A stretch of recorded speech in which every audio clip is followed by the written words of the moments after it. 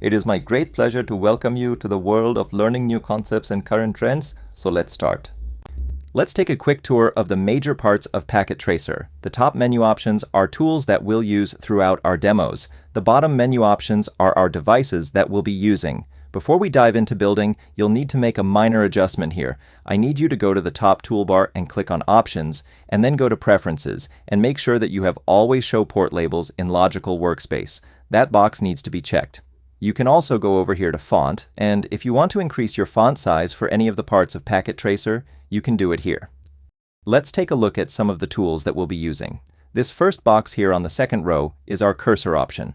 When you're not in this option, you won't be able to move devices or choose new devices. A second really important tool is this X here. If you need to delete any devices or any cables, you'll click on this X, and then you'll click on the device. You also have the zoom options on the top. This is going to, of course, increase or decrease your zoom, take you in or out. This big white space in the middle of the screen is called your workspace. And this is where you can click on devices, click on cables, and bring them up to your workspace and use them. Another important thing you need to know is this category area down at the bottom, and these are our devices.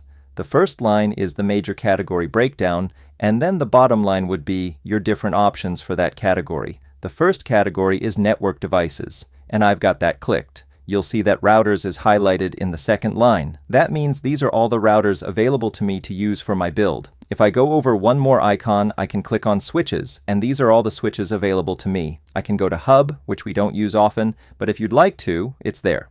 One more over would be wireless devices, security devices, and cloud devices. So these are all networking devices, and they're available when you have the networking devices category chosen on the first line. The second group of devices would be end user devices. I'm going to click on that, and this is where you find your PCs, your servers, your laptops, your wireless phones, printers. We're not going to look at the other options because we probably won't be using them. The next major category you need to know is this great big lightning bolt here, and these are all the cables available to us, and we'll be discussing all these cables for the section labeled Cables, Cables, Cables. I'm going to go back to the networking devices, and just to show you how to put one on your workspace, you have two options. I'm looking at the 4331 router. I can click on the router and then click on the workspace, and I can have the router on my workspace using that method, or I can click on it and drag it. If I want to delete one of these, I click on the X and click on the router. It's going to ask me if I'm sure.